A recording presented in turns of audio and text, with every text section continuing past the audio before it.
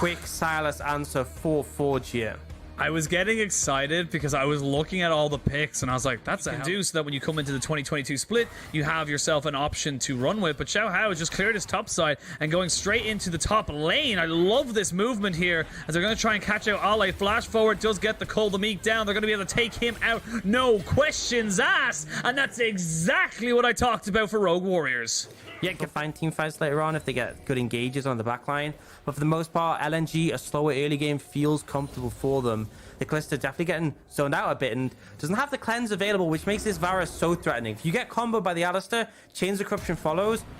I mean, that's what I'm talking about. Exactly what you just mentioned there. We will see the flash being used by Betty. He's trying to put down the Wrens. Not quite able to take down Iwandi, but look at Icon roaming in with the Realm Warp. They will not have the minions just yet. Betty in a lot of trouble forcing the flash out. They will kill off Iwandi, though, just as he goes down. Light taking another hit with the turret. They're not quite able to land the hook, though, onto Icon. And now Chocho kind of caught between a rock and a hard place, without a prayer, without a paddle, and without any life whatsoever. Light picks himself up that one, and Icon with a successful roam boss. Dragon. Again, LNG haven't really been too concerned with these first dragons for the most part this series. Have kind of just been... No longer having his flash now at the rise. We're going to see them push in towards this mid lane and pick up at least 3 turret plates. So it's a nice little bit of gold here for Rogue Warriors. And now Betty in a little bit of trouble. He will not get caught up just yet, but there's a chain of corruption. Iwandi picks up that kill, and that's exactly the combination you talked about here for the side of LNG. Yeah, zero counterplay. Literally zero counterplay, because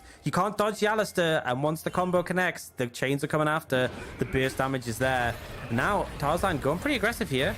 I mean, I like this from the side of Rogue Warriors. They're going to commit the TP, so it's going to be a 5v4 at the start of this one here. But they are able to take down the Nautilus. So LNG looking pretty good, but the Moonfall hits onto 3. And you can see ZDZ just wreaking havoc in this bat side to kill out the Viego. And this Tarzan has no damage, but it is enough from the Rise to be able to take down 2 more people. They end up getting... and Dragon spawning in 35. But on the other side, Light just able to pick this tower up. And that will be the first tower of the game. Bear in mind, you know, the gold lead isn't that big between teams, but the gold lead between 80 carries. Got a call with pretty poor resets coming in from LNG. Yeah, the time's been a little bit off. They haven't really gotten in position to defend this, and it's the fact that they can take the Herald and instantly translate it, but they are looking for the engage. That's a long Zac jump. Long Zac jump, and you had Iwandi with the Hex Flash as well. Ale moving forward with the Heartbreaker resets. He was renekted for the gold and tower in the top side. LNG happy to take that trade as of this moment, but now you're in a little bit of a position now. If Rogue Warriors get another dragon, this could be a bit of a sticky situation for LNG. They are prioritizing the money and gold and power now versus the power later. Yeah, it is that Infernal Soul as well, so definitely high priority. I think the main thing, though, for the side of LNG is that you don't mind giving the knockbacks. It's just so difficult to get out of CC right now, and I feel like Merc Treads should be on the cards for a lot of these tankier members. And speaking of Merc Treads, we're going to have to see a little bit of an engage now in the mid lane as they jump on. Chocho trying his very best, but the Zac jumps in to try and be the front line. Xiao Hao is just straight up taken out of the fight. Nothing they can do, and 2 quick kills. LNG feeling confident, feeling frisky, looking for more, but without the minion wave, they are just going to have to take this turret and back themselves up a little bit, but they might look for the tier 2. Yeah, I mean, I think Rogue Warriors have to be really concerned. They won't push for that. One more auto attack would have killed him, but it has to burn his flash, and that means Dragon in favor of LNG. Bot tier 2 in favor of LNG. They won't quite get it yet, but it's quite low on HP. And remember, gives a lot of gold ever since the change they brought in. And now, actually, fight breaking off. We're going to see a fight breaking up. Icon had got the Banshee's Veil, so he will not be taking any CC up. And we see a flash in. The Moonfall comes down onto 2, and you can see Ale running for the hills. He does not want to be a part of this. They did get the TP from ZDZ.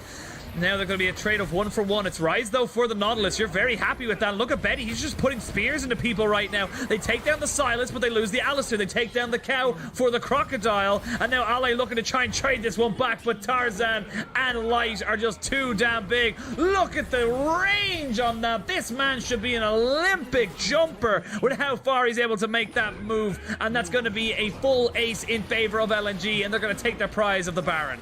Honestly, I don't think that was actually that bad of a fight for Rogue Warriors, but they just couldn't follow through at the end of it. They just couldn't find the momentum. And the thing is, it's a goal difference, right? All in all, I think the actual structure of how that fight went, not too bad. The problem is, LNG are ahead. They can't take down Tarzan.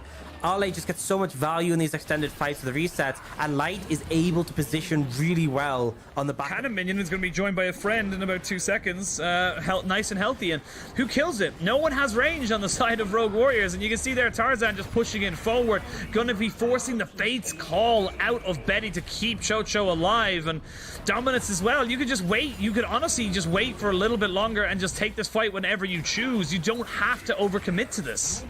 Yeah, and the thing is, Rogue Warriors want to fight. They want to break this Baron siege, but Minions going to get TP'd in by the Rise to the other lane. The cannons are there, and they'll just be able to tank up the tower, and they very quickly transition this from a mid inhibitor take to a bot inhibitor take, and that's those. So, an Infernal. I'm gonna. There's an item that's been picked up by a certain player. I see it. I know what item you're looking. They're able to pull it off. They need a fight sooner rather than later, just because of those super minions in the side waves. Yeah, they need to just go find the go button. That is it. Go straight in on top of someone. But there's Tarzan. We can see Chocho going golden straight away. Betty completely caught up in the chains of corruption.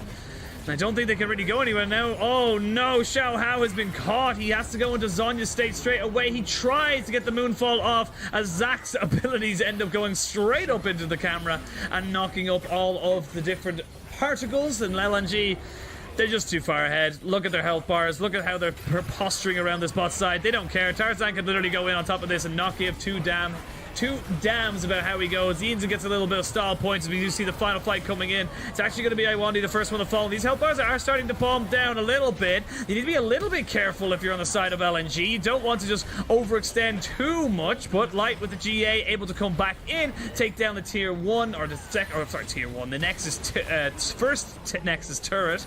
So I finally get my words out of me. And that's going to be all she wrote. The second Nexus turret will fall, and that is going to be Rogue Warriors falling 2-1 to LNG, and LNG qualifying with 10 wins to take themselves into playoffs. Securing